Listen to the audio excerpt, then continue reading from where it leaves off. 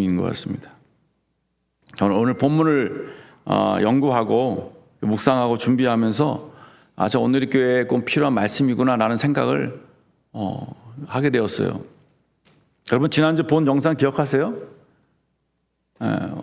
물고기가 웅동에 나와서 이렇게 바다로 막 몸부림치면서 가는 모습 정말 감동적이기도 하고 저렇게 살려고 애쓰구나 하는 모습을 보았습니다.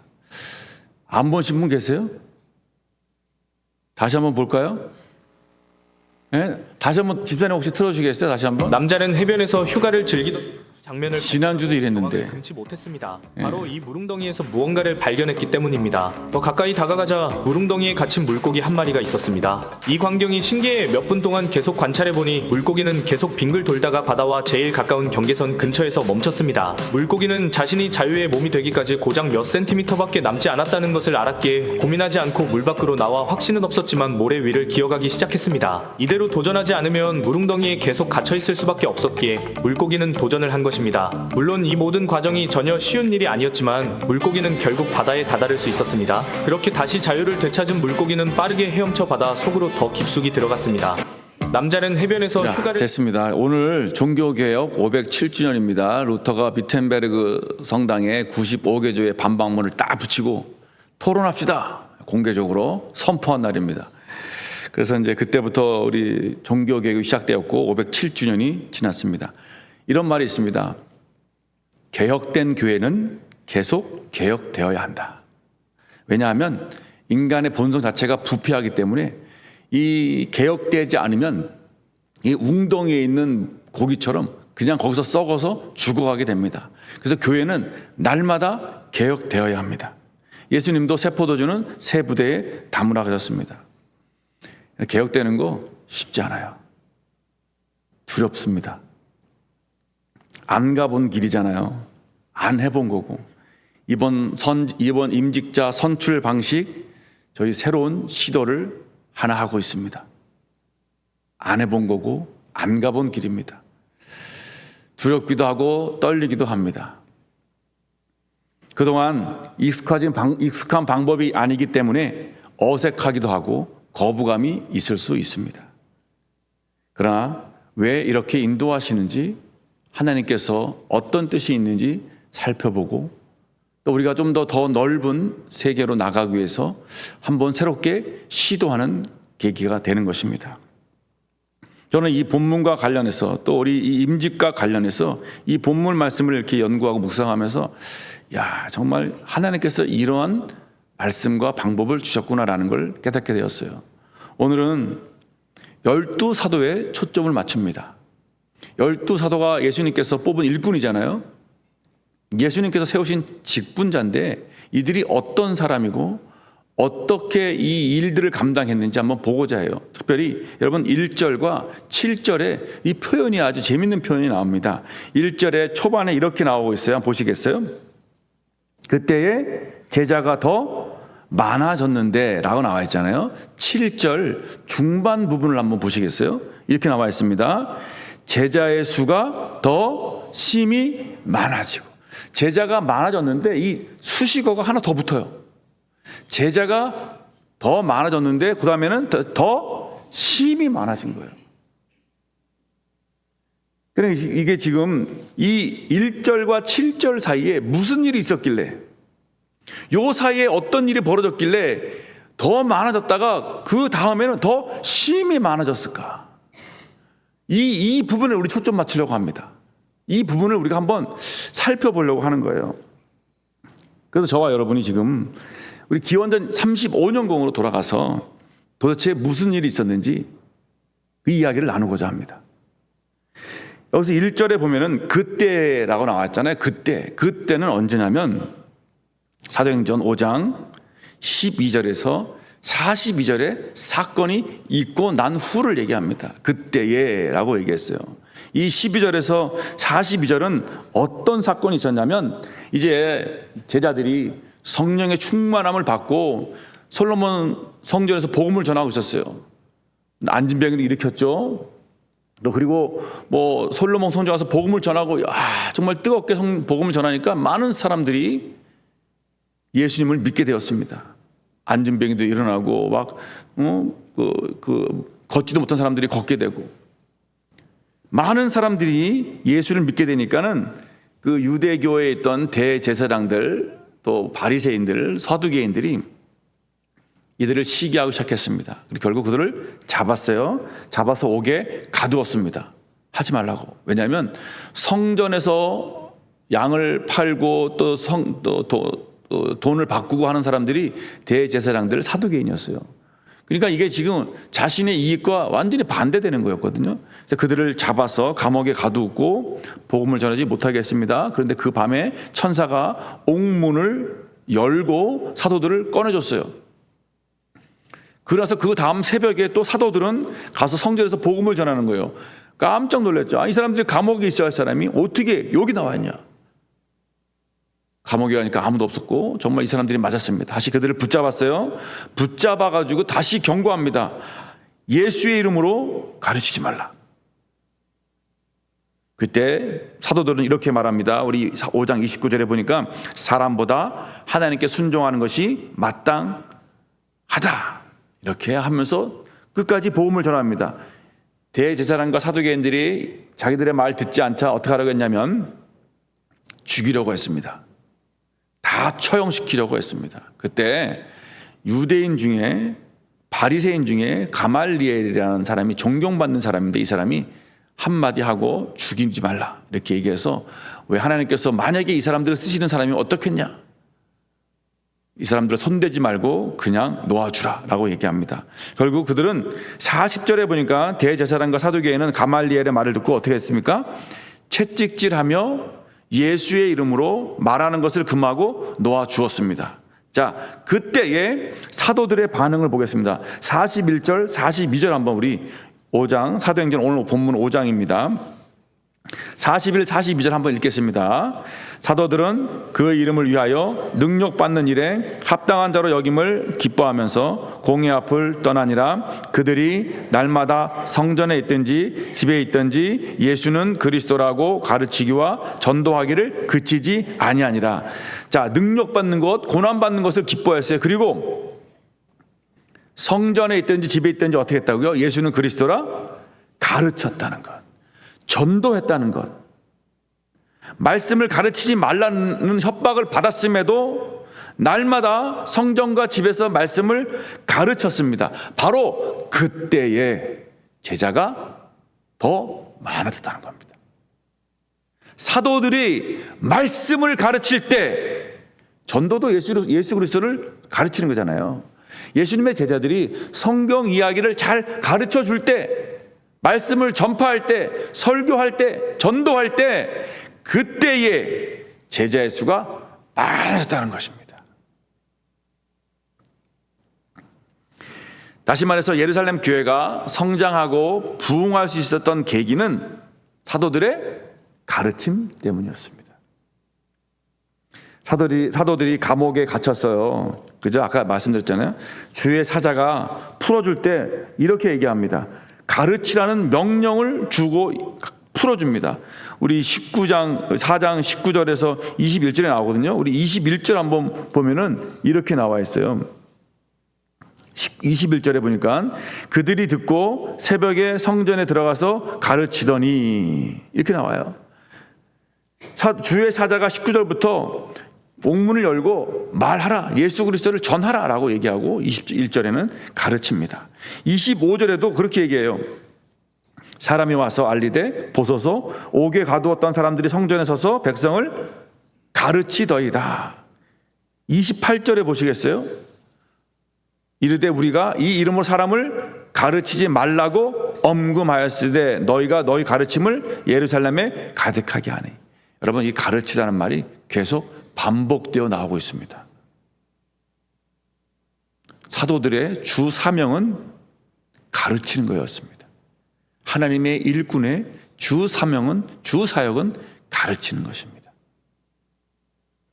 말씀을 어디서 가르칩니까? 성전에서나 집에서나 가르쳐야 하는 거예요. 저와 여러분 모두 다 하나님의 일꾼들이에요. 우리 부모들 하나님의 일꾼들이에요. 하나님께서 부모로 세우신 직분자예요. 말씀을 가르칠 수 있어야 돼요. 아이들에게 말씀을 가르쳐야 합니다. 집에서 가르쳐야 됩니다. 집에서 안 가르치고 교회만 무조건 데려와서 교회에서 알아서 해결해 주겠지, 이게 아니고 교회에서도 말씀을 가르치고 집에서도 말씀을 가르치고 어디서든지 말씀을 가르칠 때 심령의 부흥이 일어나고 교회는 부흥이 일어나는 것입니다. 말씀을 가르치는 자, 이것이 하나님의 사역자의 기본 사역이고 주 사역인 것입니다. 그때에 교회가 성장하고 부흥했다는 것입니다. 교회의 성장은 특별히 말씀의 영향을 많이 받습니다. 오늘날에도 교회를 선택할 때 중요한 기준이 뭔가요? 목사님, 설교예요. 말씀을 듣고 성도들이 교회를 선택을 하게 됩니다. 저는 그게 좀 당연하다고 생각합니다. 왜냐하면 내 영혼이 말씀을 듣고 살아나야 하기 때문이에요. 말씀을 듣는데 내 영혼이 살아나지가 않아요. 내 영혼이 날마다 죽어가요. 그런 내 영혼이 죽는데 어떻게 그 말씀을 들었겠어요? 못 듣습니다. 이 하나님의 말씀은 우리의 심령을 살립니다. 하나님의 말씀은 영이요 생명이라고 했습니다. 예수님은 살리는 것은 영이니 육은 무익하니라 라고 말하고 있고요. 히브리서 보니까 이렇게 나와 있어요. 하나님의 말씀은 살아있고 활력 있어 좌우에 달선 어떤 검보다 예리하여 혼과 영과 관절과 골수를 찔러 쪼개기까지 하며 우리의 마음과 생각을 뜻을 판단한다. 하나님의 말씀은 살았고 운동력이 있다는 것입니다. 예레미야 23장 29절에 이렇게 나와 있어요. 여호와의 말씀이니라 내 말이 불 같지 아니하느냐, 바위를 쳐서 깨뜨리는 방망이 같지 아니하냐. 하나님의 말씀은 검 같고 불 같고 방망이 같다는 것입니다.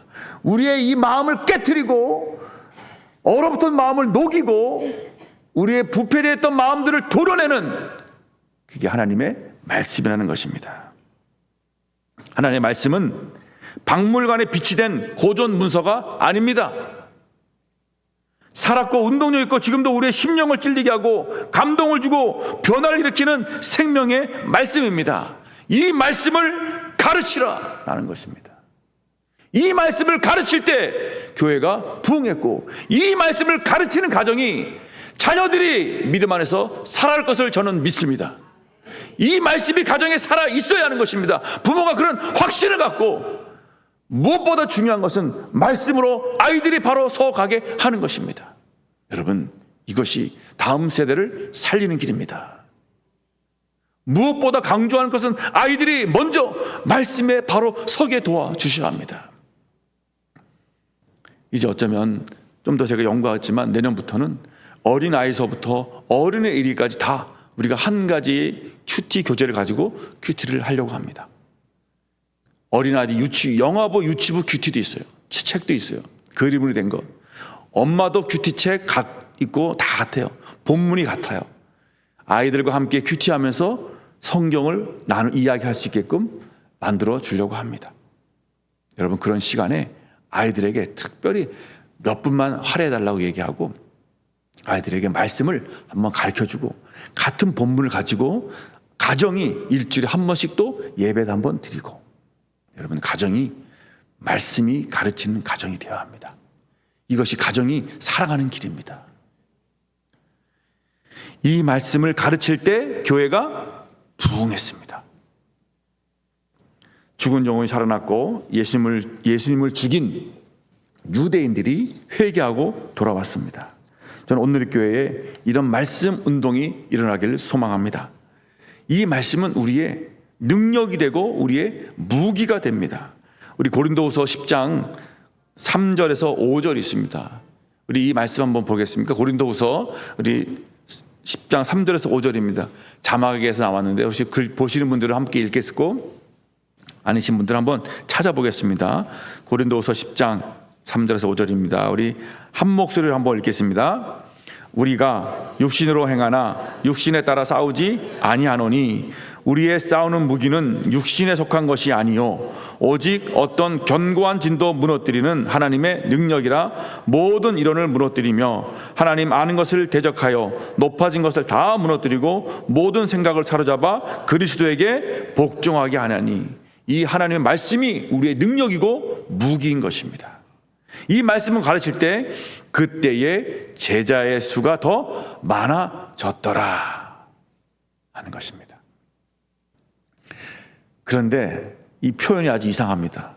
보시면 이렇게 나와 있어요. 그때의 제자가 더 많아졌는데, 많아졌더라 하고 그런데 라고 나오는 거예요. 마치 뭔가 이제는 부정적인 이야기를 하는 것 같아요.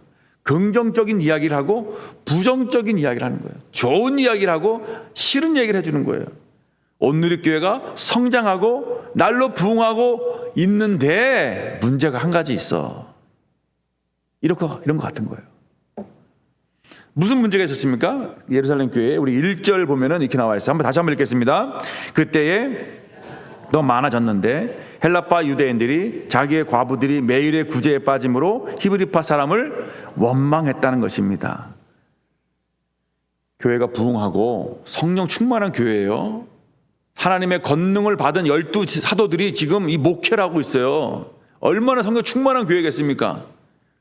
하루에 3,000명, 5,000명이 막 들어오는데 기록에 의하면 학자들은 한 15,000명에서 2만 명이 되었을 것이라고 추정하고 있어요. 이 성령 충만한 교회인데 원망과 불평의 소리가 막 나오기 시작한 거예요. 무슨 문제냐? 구제에 관한 문제입니다. 구제의 대상 선정에 문제가 있었습니다. 여기서 구제에서 빠졌다라는 얘기는 관가하다, 주의 깊게 살피지 않다, 소홀히 하다라는 의미를 갖고 있습니다. 누구는 구제하고 누구는 빠뜨렸다는 것이에요. 사실 여러분 교회 일을 하다 보면 누락되는 경우가 있어요. 선물을 줄 때도 마찬가지고 실수로 자신의 이름이 빠질 때가 있어요. 일부러 빠뜨리는 거 아닙니다. 이번에 저희 임직자를 이렇게 권면하고 또 전화하는 이 모든 과정 속에서 정말 실수하지 않으려고 회의를 여러 번 하고 여러 번 의논했어요. 그래서 모든 사람들이 정말 빠짐없이 이 사람들 한번 다 전화 한번 하자. 전화를 많이 했어요. 장로님들 일주일 동안 전화했어요. 일주일 동안 최대한 누락하지 않고 빠뜨리지 않으려고, 최대한 실수하지 않으려고. 그런데도 누락될 수 있어요.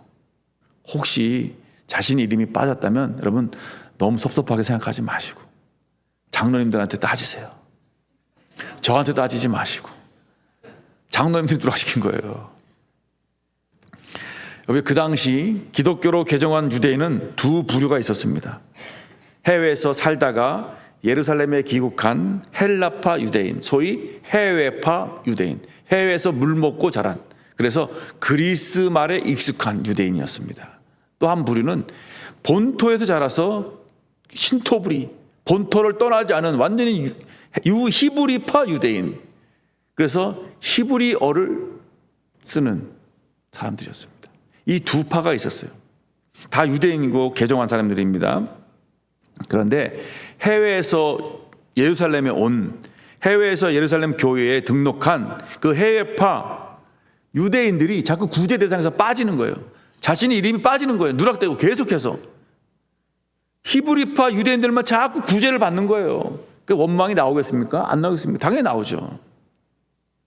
여기서 구제라는 말은 봉사라는 말이고요. 2절에 접대라는 말이 나와 있잖아요. 이 접대라는 말은 여러분 성경 한번 보시겠어요? 성경에 보면은 거기 한번 5번, 숫자 5가 적혀 있어요. 그 성경 밑에 보면은 뭐라 나와 있습니까? 거기에 재정 출납입니다. 접대하는 거예요, 여러분. 접대가 뭐 이렇게 술집 가서 술 접대하는 거 아닙니다. 그 접대가 아니라 재정 출납을 말해줍니다. 사도들의 봉사 사역은, 이 구제 사역은 봉사입니다. 봉사 사역은 단순히 음식을 나눠주는 무료급식이 아니었어요. 이거 아니에요, 무료급식. 무료급식은 아무나 와서 먹으면 되는 거기 때문에 그것은 누락될 이유가 없어요. 접대의 헬라어 원형은 트라페자인데 이거는 테이블을 뜻하는 의미도 있지만 돈 바꾸어 주는 사람의 계산대, 은행 같은 역할을 뜻하기도 합니다. 이 동일한 단어가 어디에 사용되었냐면 누가복음 19장 23절에 열문화 비유가 나오거든요. 열문화 비유에서 예수님께서 거기서 뭐라고 나왔냐면 내 은하를 은행에 예금하지 않았느냐 할 때 은행이라는 단어가 나와요. 은행. 그래서 이 은행이라는 단어와 지금 2절에 나오는 접대라는 단어가 같은 단어예요. 여러분 누가복음을 누가 썼습니까? 누가 썼죠? 사도행전을 누가 썼습니까? 누가 썼어요?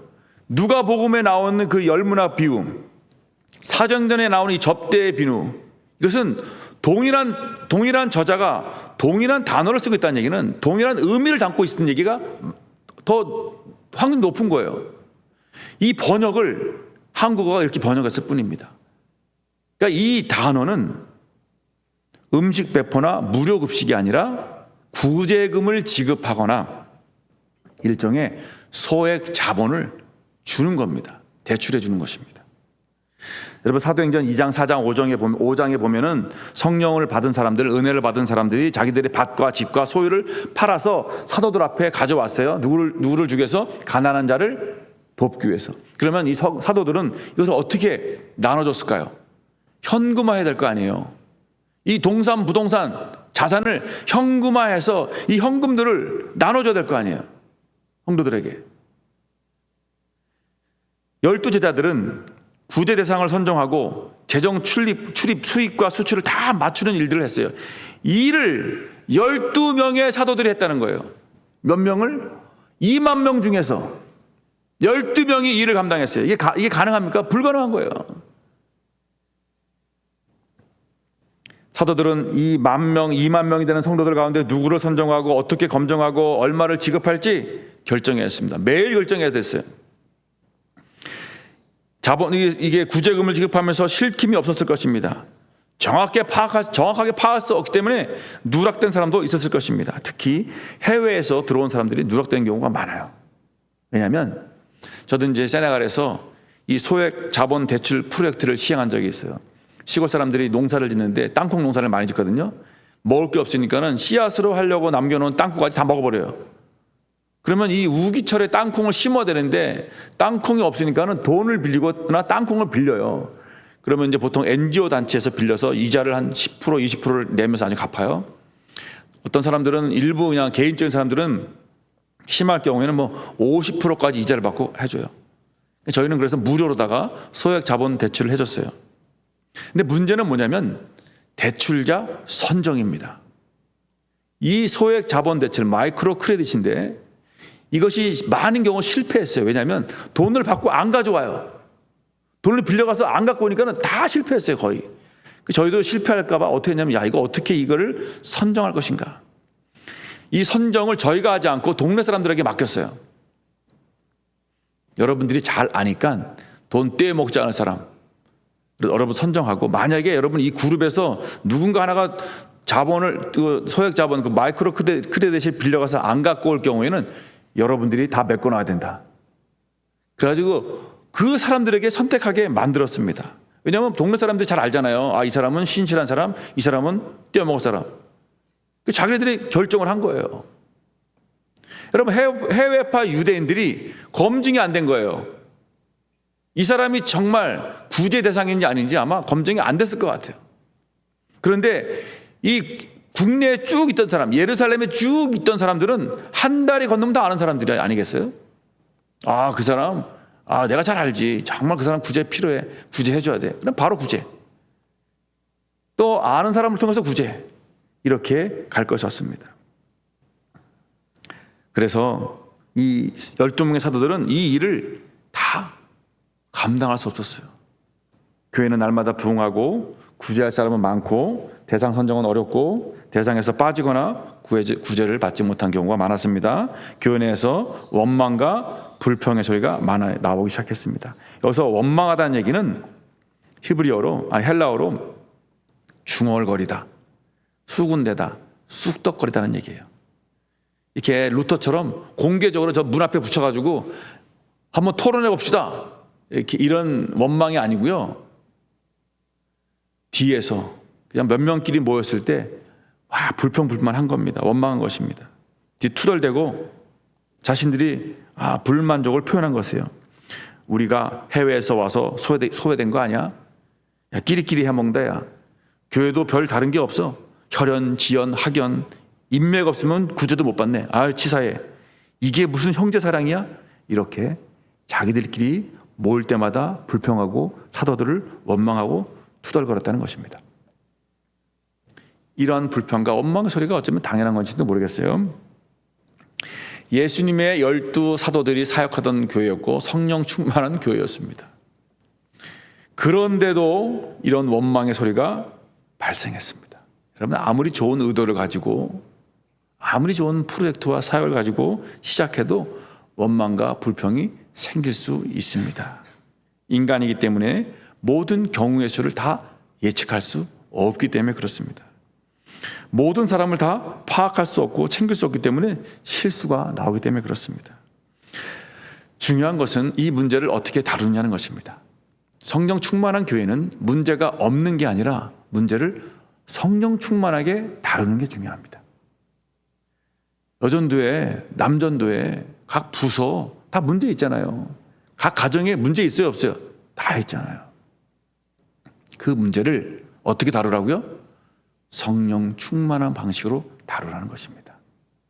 성령의 지혜로 다루라는 것입니다. 그것이 성령 충만한 사람의 모습인 것입니다. 자, 그렇다면 이 성령 충만한 제자들은, 12 제자들은 어떻게 이 일을 처리했습니까? 그들은 먼저 문제를 인식하고 원인을 파악했습니다. 제자들은 그 원망의 소리를 들었습니다. 듣고 무시하거나 묵살하지 않았습니다. 그 소리가 무슨 소리인지 듣고 정확한 정보를 파악하고 그 사실을 파악한 다음에 문제 해결을 찾았습니다. 그것이 뭐냐면 2절에 나와 있어요. 우리 한번 2절 볼까요? 문제 원인을 다 찾고 이렇게 고백합니다. 한번 읽겠습니다. 2절. 12 사도가 모든 제자를 불러 이르되 우리가 하나님의 말씀을 제쳐놓고 접대를 일삼는 것이 마땅하지 아니하니. 문제가 뭐였습니까? 하나님의 말씀을 제쳐놓고 접대를 일삼았다는 거예요. 그래서 일삼는다는 것은 봉사한다는 얘기랑 같은 단어예요. 봉사한다는 것, 구제한다는 것, 아까 나왔죠? 구제는 똑같은 단어고, 제쳐놓았다는 얘기는 버리고 가다, 버려두다라는 얘기입니다. 하나님의 말씀을 버려놓은 거예요. 그냥 제쳐놓은 거예요, 옆으로. 말씀을 가르치는 사역이 주 사역인데 구제 대상을 선정하고 구제금을 관리하고 지급하는 봉사를 하는 것이 여기에 너무 올인해 버린 거예요. 그래서 우리가 여러분 이 말씀을 가르치는 사역 어디 있든지 간에 주 사역인데 이 주 사역을 놓쳐버리고 다른 것에 분주하거나 다른 것에 몰입한다면 이런 사태 벌어집니다. 가정에서도 마찬가지입니다. 가정에서도 아이들 말씀 가르치는 거 제외하고, 물론 우리가 학교 공부도 가르쳐야 되죠. 학교 공부에 전념하냐고 말씀 가르치는 것을 제쳐놓는다면 이런 현상이 벌어집니다. 아이들은 세상에 다 빼앗겨 버립니다. 말씀 가르치는 것을 버려둔다면 아이들 세상으로 그냥 그대로 빠져들게 됩니다. 제자들은 자신들의 원인을 알았습니다. 우리가 이렇게 원망이 나온 게 말씀을 제쳐 놓았기 때문이구나. 어쩌면 교회에 문제가 생기거나 가정이 힘들 때 그 이유를 잘 살펴보면은 우리가 말씀을 제쳐 놓았기 때문일 수 있습니다. 여러분 한번 다 돌아보세요. 여러분 가정에서 여러분이 부모로서 얼마나 아이들을 말씀으로 가르치려 했을까? 말씀을 제쳐놓은 것은 아닐까? 이 제자들은 인식했습니다. 이게 문제의 원인이었구나. 문제를 파악했습니다. 그리고 문제의 원인을 찾아서 해결하려고 했습니다. 중요한 게 여기 한 가지 있어요. 뭔지 아세요, 여러분? 제자들은 구제 사역을 때려치우지 않았습니다. 제자들은 이렇게 생각할 수도 있었을 거예요. 야, 우리도 진짜 잠도 못 자고 최선을 다해 봉사하고 있는데 자기 이름 빠졌다고 뒤에서 수근수근거리고 원망하고 우리를 욕하는 거야? 에이, 야, 구제 사역 때려쳐. 그만해. 기분 나쁘다고 화를 내거나 더럽고 치사해서 못해 먹겠다고 구제 사역을 때려치지 않았습니다. 여러분, 홍정욱 씨는 그 50에세이에서 이렇게 적고 있습니다. 한두 번 넘어졌다고 그만두는 모험은 도전이 아니라 도박이다. 그것은 도전이 아닌 것입니다. 문제가 있다고, 실패했다고, 실수했다고, 갈등이 있다고, 원망이 있다고 한두 번 하다가 그만두는 것은 도박이라는 것이에요. 도박. 도전이 아니라는 거예요. 제자들은 때려치우지 않았습니다. 여러분, 문제가 있을 때 문제를 때려치우는 게 중요한 게 아니고요. 문제의 원인을 파악하고 그 해답을 찾는 것이 성령 충만한 사람이 아니겠습니까? 여러분, 교회에서 마찬가지예요. 교회에서 일할 때 하다가 안 되면 때려쳐? 이거 아니에요. 우리가 안 가본 길을 가고 새로운 것에 도전하고 모험을 하다 보면은요, 넘어질 때가 있습니다. 실수할 수도 있고요, 실패할 때도 있습니다. 우리 교회가 그렇게 안 가본 길을 가려고 하다가 한두 번 넘어졌을 수도 있어요. 그런데 그렇다고 그만두면 도전이 아니라 도박과 같다는 것입니다. 여러분, 제일 쉬운 게 뭔지 아세요? 그만두는 것입니다. 포기하는 거예요. 그냥 사이다바를 한번 해주고 딱 사표 폼나게 던지는 거예요. 제일 쉬워요. 물론 때로는 그럴 때가 있습니다. 정말 여기선 도저히 못하겠다. 이거는 내가 죽는다. 이 사람 밑에 있으면 그러면 때려치고 나와야죠. 근데 교회 일은 그렇지 않을 수 있습니다. 이 예루살렘 이야기를 보면서 어떤 걸 보냐면 원망과 갈등과 같은 문제를 통해서 하나님께서 사도들에게 말씀하시는 메시지가 있었습니다. 여러분, 이 원망과 갈등이 성령께서 주는 메시지의 방편인 것이었어요. 그것은 뭐냐면 삶의 우선순위가 바뀌었다.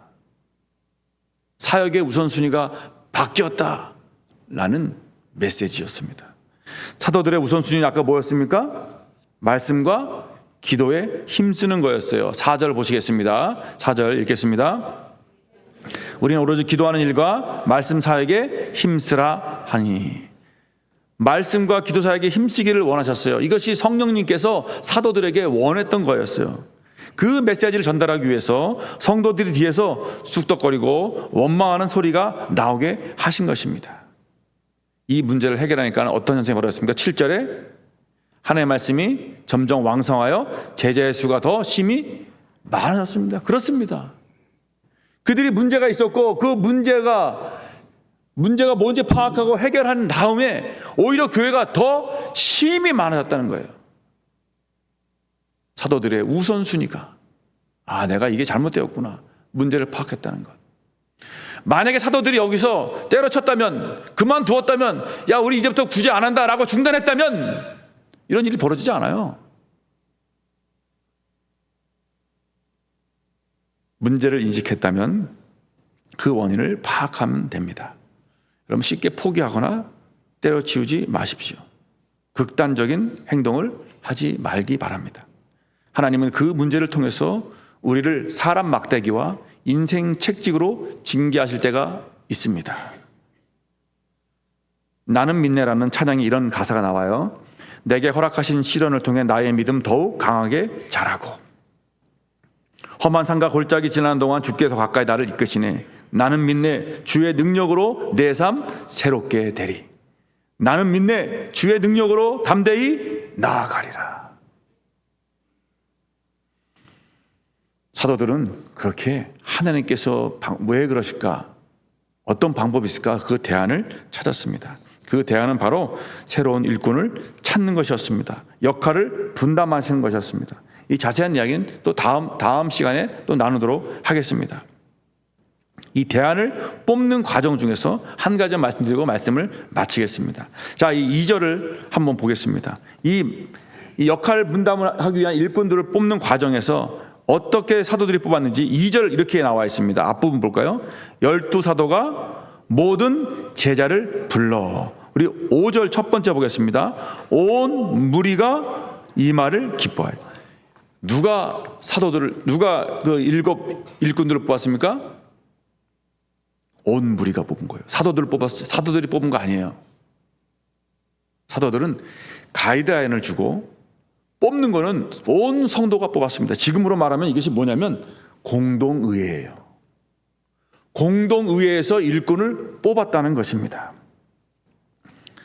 사도들은 이렇게 합니다. 성령과 지혜가 충만해서 칭찬받는 사람을 중에서 한번 너희들이 뽑아라. 이게 가이드라인을 주는 거예요. 자, 저희 당에서는 후보자를 추천받았습니다. 이런 몇 년 되고 이런 디모데후서에 이런 조건이 되는 사람, 이런 사람을 추천해 주십시오. 저는 이렇게 당에서 가이드라인을 드렸고요. 우리 구역장, 우리 장로님들, 안수집사 권사님들이 이렇게 추천을 해 왔습니다. 그리고 저희 장로님들은 추천받은 후보자에게 전화를 걸어서 직분을 맡아달라고 권면을 했습니다. 그리고 그 권면에 예 알겠습니다 라고 말하거나 아직 준비가 안 되었습니다. 좀 더 열심히 봉사해서 다음에 하겠습니다 라고 이렇게 자신의 의사를 표현했습니다. 어제까지 그 일이 진행되었고, 그리고 오늘 그 권면에 동의하신 후보자들이 지원서와 서약서를 이렇게 제출하게 되면서 최종 후보로 확정됩니다. 그럼 그 확정된 분들을 다시 당에서 최종적으로 공동의회의 후보로 올립니다. 그리고 11월 10일 온누리교회에 등록한 세례교인들이 모여서 뭘 합니까? 투표로 선출합니다. 이것이 바로 모든 제자가 모여서 일꾼을 뽑았던 그 예루살렘의 모습과 비슷한 겁니다. 우리는 지금 그렇게 제자를, 일꾼들을 뽑으려고 하는 것입니다. 안수집사와 권사의 수는 예전처럼 제한을 두지 않습니다. 그러나 장로는 저희가 한 3, 4명, 많으면 4, 5명 정도를 충원하자라고 당에서 의견을 모았어요. 현재 온누리교회 등록교인이 주일학교까지 합쳐서 600명이 넘습니다. 이 정도 규모에서는 한 10명 정도의 당의 장로님들이 있으면 좋겠다라는 생각에서 4명, 나는 5명 이렇게 뽑자라고 당에 결정을 했어요. 그래서 5명 미만의 우리 장로 후보가 있으면은 아무 문제 안 돼요. 모두 다 찍어도 돼요. 그러나 5명이 넘어가면 5명만 투표하기로 한 것입니다. 저희가 안수 집사님들에게 장로 후보를 권면한 이유는 장로님들이 보기에 장로가 되면 좋겠다라고 판단했기 때문입니다. 안수 집사 모두 자격이 된다고 생각했기에 모두 권면하고 의사를 물어보았습니다. 그 권면에 예 알겠습니다라고 답하신 분이 5명이 넘어갔어요. 그럼 당회는 어떻게 해야 될까요? 당회가 후보를 임의로 자르고 5명만 딱 올릴까요? 그럴 수 없습니다. 성도들에게 최종 결정권을 넘길 수밖에 없습니다. 장로들이 보기에 모든 안수집 사람들이 다 가능하고 정말 이번에 그렇게 하겠습니다라고 한 분이 7, 8분이니까 그 중에서 5명을 뽑아주세요라고 공동의회에 올리는 것입니다. 이것은 경쟁이 아닙니다. 이것은 경쟁 아니에요. 여러분 오해하지 마세요. 경쟁이 아닙니다. 하나님께서 어떻게 일꾼을 뽑으실까 보는 것입니다. 7명의 우리 일꾼들을 뽑을 때 예루살렘 교회에서 7명밖에 없지 않았어요. 수십 명이 있었을 것입니다. 후보자들이. 그런데 다 7명만 뽑은 것입니다. 오늘 본문에서 12사도가 모든 제자들에게 직분자를 선택하라고 했던 것처럼 모든 성도들, 온누리교회에 등록한 세례교인들에게 일꾼을 선택하게 하는 것입니다. 왜냐하면 특히 장로는 성도들을 대표합니다. 여러분을 대표해서 발언하는 사람입니다. 여러분이 원하는 사람을 뽑는 것입니다. 당회가 뽑는 거 아닙니다. 그렇기 때문에 최종적으로 여러분에게 맡기는 것입니다. 특별히 이번에는 한 4, 5명 뽑는데 그 이상 그렇게 순종하면서 하겠다는 분들이 있어서 그 결정권을 여러분에게 드리는 것입니다. 그 문제를 해결한 결과 어떻게 했어요? 7절에 하나님의 말씀이 점점 왕성하여 예루살렘에 있는 제자 수가 더 심히 많아졌더라. 여러분, 오늘 교회 변화의 시점에 있습니다. 안 해본 거 맞습니다. 익숙하지 않은 거 또한 맞습니다. 거부감이 있을 수 있습니다. 두렵기도 할 겁니다. 그런데 하나님께 맡겨보시기 바랍니다. 여러분, 한번 맡겨보세요. 하나님, 내 삶을 하나님께 맡겼는데 붙고 떨어지고 공동묘에서 되고 안 되고 이거조차도 하나님께 맡기겠습니다. 내 목숨도 맡겼는데 이거 하나 못 맡기겠습니까? 내 삶을 주님께 맡겼는데 이거 하나 못 맡기겠어요? 하나님, 주님께 모든 걸 맡깁니다. 이러한 사람들이 하나님의 일꾼이고 직분자가 될 줄 믿습니다. 여러분, 하나님 정말 이러한 사람 되달로 기도하시고 나머지 기간 동안 여러분 정말 하나님 정말 이 일꾼 잘 뽑아서 우리도 더 힘이 제자가 많아지고 더 힘이 온누리 교회가 부흥하는 그러한 은혜가 임하기를 주님의 이름으로 축원합니다.